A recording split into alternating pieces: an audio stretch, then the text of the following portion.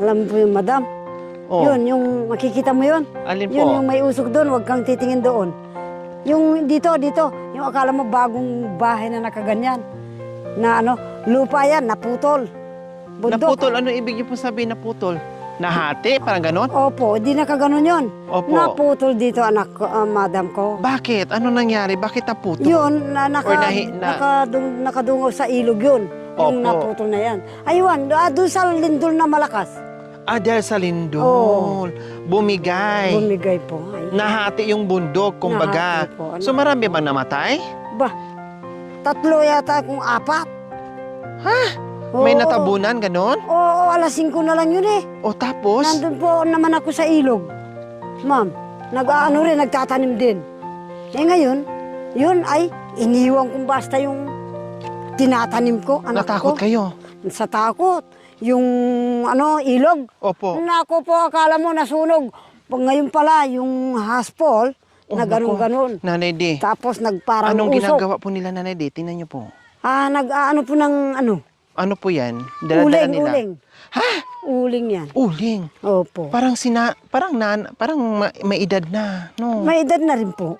Ayun, kita niyo po Nanay. Opo. Wow, grabe mga kabayan. Ang tarik nito ha. Dandahan Nanay D. Opo. Ang hirap Ikaw nito. nga dahan-dahan, baka po madulas yung sinelas mo. Ay, kabayo. Tingnan mo. Ay, Diyos ko.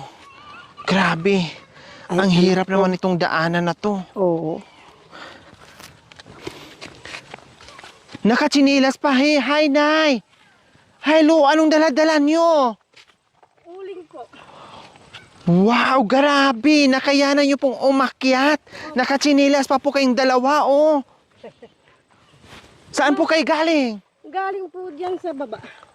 Nagahakot kayo ng mga uling nyo. Opo. Mga uling nyo po yan? 3 sako lang po to. Andyan, Yung isa naiwan pa. andyan na po yung isa. Pwede bang pahinga muna tayo saglit? Pwede bang makausap ko po kayo saglit? Opo. Sige, pahinga muna tayo. Grabe naman, Dito sa lilim. mga kabayan. Balik tayo doon sa lilim. Mag-asawa po ba kayo, Nay? Opo. Tay? Mag-asawa. Kailangan po kasi sa mag-asawa magtulungan sa trabaho. Tama. Grabe na, Nay Tino. Grabe po. Diyos ko. Paano mong makita kung asawa mo, kung mahal ka ng asawa mo o mahal mo siya? Kung hindi kayo magtulungan sa... Kailangan patunayan sa isa't isa na mahal mo siya, mahal ka niya, Opo. na nagtutulungan kayong dalawa. Opo. Wow. At para mabuhay yung mga anak at mga apo. Wow, grabe ang sipag nyo. Pasensya na kayo ha.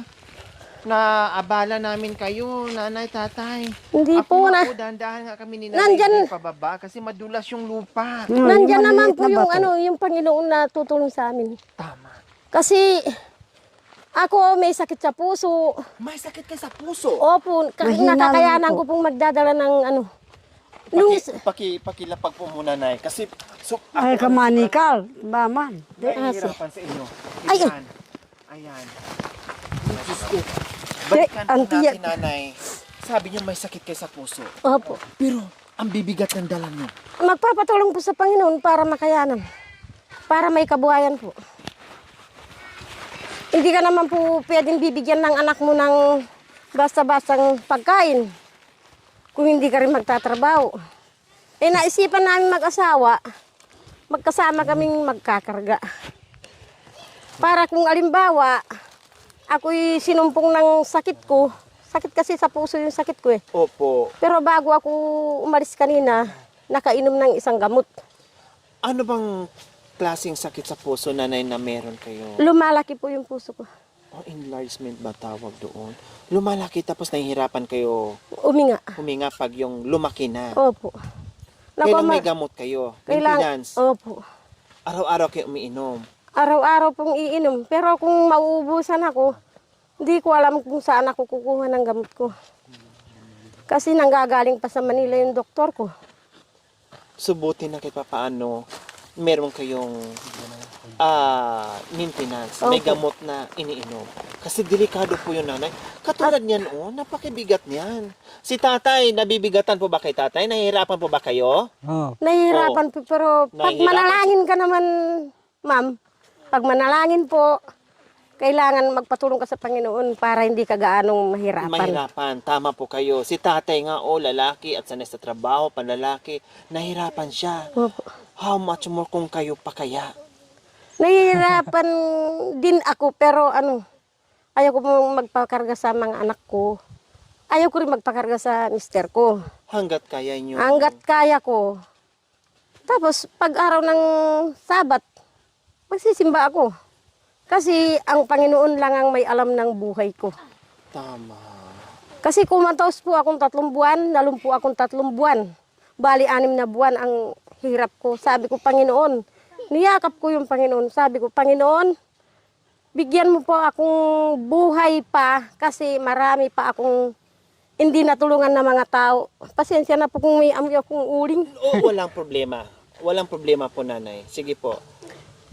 Tapos, nung nakarating ng 6 na buwan, yun po unti-unting nagkaroon akong malay Nakakalakad kayo. na hindi pa po nakakatayo. Nung para pong parang nakita mo sa parang nakita mo sa labas na nung pagkadilat ng mata ko, sabi ng isang matandang nakita ko, mamayang 3:00 makakatayo ka. 3:00 po Parang ng merong hapon. nagparamdam o nagpakita sa inyo Opo. na Makakatayo po ako. makakatayo kayo. Tapos nung nakatayo na po ako, sabi ko, Panginoon, hindi sagabal sa akin yan.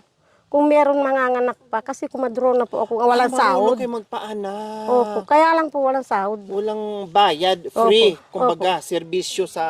Sa kapwaita, kahit mga unat po. Na, Kumadro na po pala kayo, nanay. Tapos nung nagkabangon na ako, sabi ko, hindi lang sa akin yan.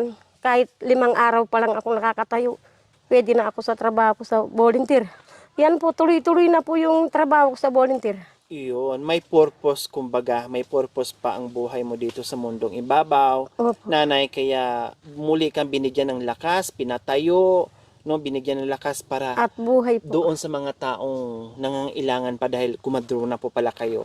Kasi marami nanganganak na walang pambayad sa ospital, no, sa bahay lang nanganganak sila, so nandiyan po kayo para makaalalay, no, na kahit papaano ay makatulong din doon sa kapwa nyo ay or sa mga unat o kung sino yung nangangailangan. Pag po kasing walang pera din yung unat, sabi ko, pwede mo naman gamitin ang PhilHealth ko.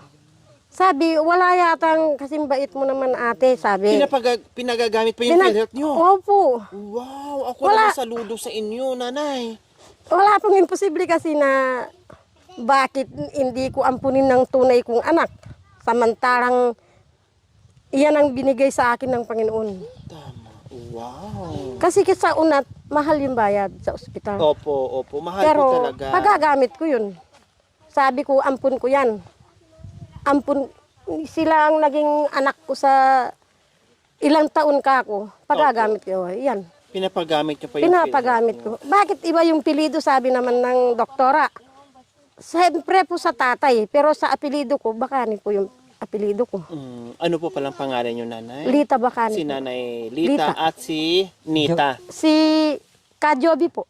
Si Tatay Joby. Kayo si Nanay Lita. Lita. Si Nanay Lita at saka si Tatay Joby. Diyos ko po mga kabayan. Pababa kami, sila naman paakyat. Ang sarap ng kwentuhan namin na Nanay D. Biglang nakita namin, no, nagkasalubong ay ito napansin namin. Grabe, pag ganyan yung daan mga kabayan. Tapos buhat-buhat ni Nanay Lita at saka ni Tatay Jovi. Itong uling. 3 sako lang ito mga kabayan. Dinala na No, po. nahatid na yung isa at kumbaga kahit ilang sako o kunti o kapiranggot lang yung kinikita ng mga kabayan, nagtitiis sila. Nagdadamayan silang dalawa ni tatay mag-asawa para meron sa ipakain sa mga anak nila. Bakit ilan po ba ang anak yung Nanay Lita? 14 po, pero kanya-kanya na po ma'am ng pamilya. Sila po yung tumutulong sa amin. 14 ang anak nyo? Opo. Laman lang ako sa inyo ng 12. Ay, Wow, grabe ha? 14 ang anak nanay. Opo. Ikaw talaga tatay Joby, oh. Bata pa kasi nung nagsama kami. Ano po, 12 anyos ako nung nasawahan niya Tapos ako. siya po, ilang taon po noon? Ano po, 14. Ah, kaya sabi niya, nag-asawa ko ng 14, kaya kailangan na magiging anak ko 14 din. Yan. Pag bata ka, pero kung halimbawa 25 ka, mga 30. Bakit kasi Hindi mo na nag-asawa po makuha kayo yan. ng maaga?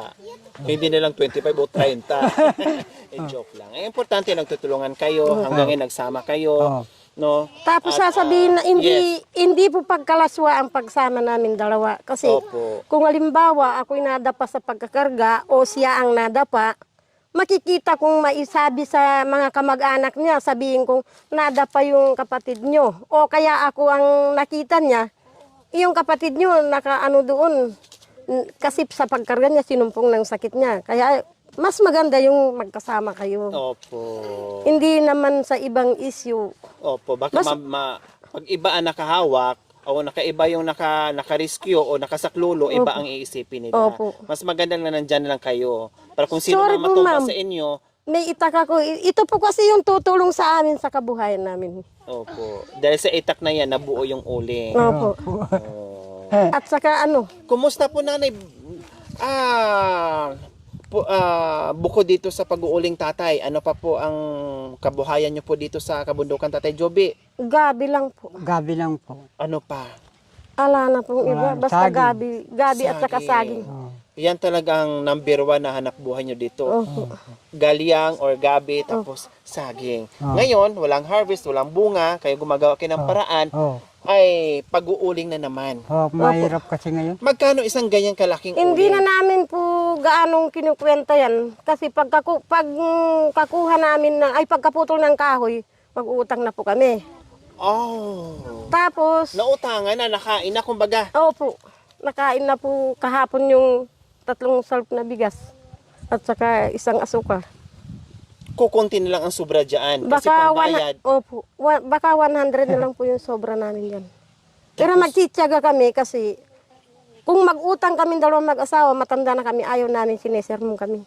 Na, Hindi na bayad. bakit ganyan kayo? Hindi kayo nagbabayad sa utang yan ang kinatatakutan namin dalawang mag-asawa. Kaya, Nahihiya po kayo. opo.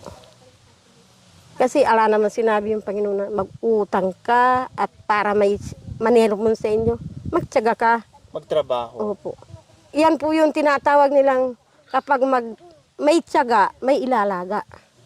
Tama. Sa kasabihan sa matatanda. Opo, tama po. Pag masipag ka, siyempre, meron kang ilalaga talaga. May kakainin yung buong pamilya. Opo. Kayo ba kumain na sa tanghaling ito? Hindi Hindi pa po. po. Hindi pa. So pauwi na kayo, yung 100 nyo dyan, nakikita nyo sobra sa binayad nyo, ay 100 pesos. So yun ang pambili nyo ng Pag merienda na lang siguro yan. pangmerienda na lang. Pangmerienda. Pero meron kayong mailuluto, tanghalian nyo, makakain man lang kayo ng kanin dahil ang bigat-bigat ng mga daladala nyo. Wala na siguro may Malayo pa po yung pinanggalingan namin. So merienda na lang. Wala nang kanin-kanin. Wala na po. Mamayang hapon na lang po siguro yung pagkaluto kasi babalik kami. Grabe po mga kabayan. See, kung merong naghihirap ng mga kabayan natin, ano na lang kaya yung buhay nila? No? Walang kain, walang tanghalian, no? Nautangan na, pero go pa rin ang buhay, no? At masiyahin pa rin, marunong pa rin ngumiti, no? Na kahit gutom na at pagod. Nagsama yung gutom at pagod po mga kabayan. Pero grabe, nakaka-amaze sila po dito na kahit gano'n yung sitwasyon ng mga kabayan, pero marunong pang magbigay, marunong pang makisama, ang galing-galing. Anti ako naman kang kuy. Kakitan kang kino. Nakakapagbigay pa ng ngiti at saya sa mga pupunta dito mga kabayan. Dito ako lalong nagpupursige, lalong hindi napapagod sa akyat baba dito sa kabundukan dahil marami akong makakasalubong katulad nito, umaga-umaga pababa kami, nagdadala lang kami ni Nanay Delia, tapos ayan, nasalubong namin sila. And then, galing pa sa malayong malayo, hinahakot yung uling, walang laman yung tiyan, tanghali na po mga kabayan, walang laman yung tiyan at merienda lang. Pero syempre, nandito tayo, natagpuan natin, hindi papayag ang team na uuwi sila ng bahay na merienda lang ang kanilang kakainin mamaya. Nanay Lita and Tatay Joby, Oh. nandito kami kasi hindi ako papayag na merienda lang ang tanghalian nyo mamaya, pambili ng bigas, Thank you Maraming po sa salamat. Panginoon. pambili ng ulam, pambili ng merienda, pambili ng gamot, pambili ng bahala ka na kung ano. Thank you po, Panginoon, sa aming kapatid. Sana marami pa pong matulungan si ma'am at siya po sana hanggang sa ganitong pagtanda namin. Ganyan din po sana ang aabutin at sobra pa doon sa pagtanda namin. 5,000. Okay. Marami nang natulungan mong naririnig ko sa ibang kapatid dyan. Opo. Ako gusto ko sana bago ka manghina, yung uugod-ugod na lang sa pagkatanda. Kumbaga, mawalan ako ng buhay nung sa katandaan na. Opo. Bahala na si Lord, parang gano'n. Pero gaya nito, ma'am, na natulungan mo ako, siguro ang Panginoon lalo pa madadagdagan na ang biyaya mong binibigay mo sa amin. Salamat. May awa ang Panginoon, hindi lang siguro yung biyayang binibigay mo sa amin, lalo pang madadagdagan yan at lalong hahaba yung buhay mo, ma'am. Salamat po. Pati yung mga kapatid na kasama mo. Kayo din po. Dalangin namin, sana tulad niyan, malakas kayo palagi, kahit may sakit, go pa rin sa buhay-buhay, sana gabayan ka, pero wag nyo rin kakalimutan yung gamot nyo, ha? Uminom ng uminom. Dahil talagang ganyan, ang dami ditong mga katutubong aitas na maraming dinadaing sa akin, may mga sakit, pero sige pa rin sa trabaho, talagang kasama nyo na po yun sa buhay nyo. Dalangin ko na lang na sana hahaba pa ang buhay, sana tama yung sinasabi nyo, bahala na ang Diyos, no? Dahil hindi mo makakaya ng mga yang ginagawa nyo kung wala ang ating Panginoon, kung hindi ganon kalakas yung paniniwala mo sa ating Panginoong Diyos. Tama yon, Nanay Lita. Paano para, ma'am? Yung pong nabigkas ko sa kasama niyo. Hindi lang piyesta ang bisitahin kita ulit kay Ay, Aling- opo, may awang Panginoon. Basta pag malakas tayo, bigyan natin ng mahabang buhay, magkita at magkita pa rin tayo, Nanay Lita. Fiesta raw po, ma'am. Kailan ang fiesta? March Na- 19. March 19. March 19. Bibisita ka sa amin Ay, sige po. para makilala mo rin yung yung Salamat. yung mga alaga kong Opo, kahit unat. may handa kayo o walang handa, Opo. basta kayo ng oras at nandito kami, bakit hindi? Pupunta kami, ha? Bisitahin mo raw dahil ang barangay namin para Para makita naman kita na po nandito ka sa barangay namin. para makita na may anak din pala silang unat. Opo. Hindi lang Okay, maraming salamat po sa walang sawang pagmamahal sa ating pioneer sponsor, Ma'am Abet Santos from LA, California. Maraming salamat po sa inyo nito ang puso. Nawa ipagpalain pa po tayo ng Panginoong Diyos sa araw-araw. Nawa ibigyan po tayo ng kalakasan ng katawan sa araw-araw. Nawa ibigyan pa po tayo ng mahabang buhay pang sa ganon. Marami pa tayong mapasaya na tulad nila. So, mga Marami kabayan, pong salamat, Ma'am Abet Santos. Biyayang binigay sa akin ng Panginoon at pati po yung nagbigay sa akin, gusto ko po, mabibigyan po sila ng buhay na mahabang buhay kasi marami pong nangangailangan sa kanila. Ganin din po sa inyo, Ma'am Abet. Huwag kang magbago, palaging idalangin. Nais kong kita'y makapiling. At kung sakaling kayo ay lilimot sa akin, na yan ang tandaan, ako'y mawawala rin. ako'y nakalimutan na rin. Hindi po. Kung nandito Di po, ba kayo kumanta? Ano nangyayari na naman sa inyo? Nanay Di? Ayun ko ba? Nalimutan ko yung kanta na yun. Oh, dapat pala ang ano noon, ang title, nalilimutan. Tara dito na po kami ha. Bye-bye po. bye-bye po.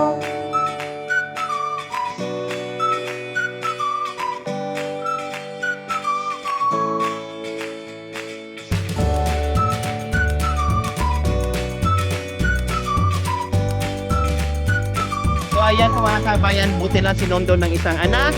At ayan, mag-aakyat doon dahil napakatarik ng mga kabayan. Ayan po mga kabayan, no, pag hindi ka sanay, wala. Talagang putol ang liig mo dyan. Ayan, ingat po kayo. Bye-bye. Bye-bye po nanay. Bye-bye po. Bili po kayo ng masarap na ulam ha. Okay.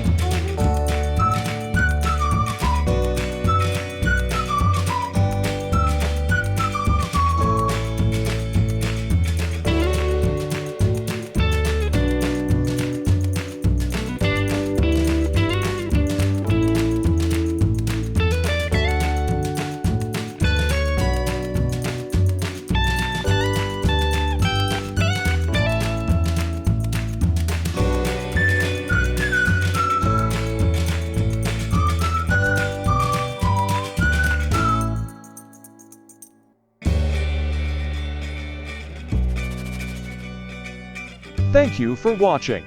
Don't forget to like, share, and subscribe. Hey there. Subscribe to my Yori channel. Aquino Talita, Yori Aquino Talita, mabuti ang puso, di kayo hahayaan, tutulong sa mga kababayan.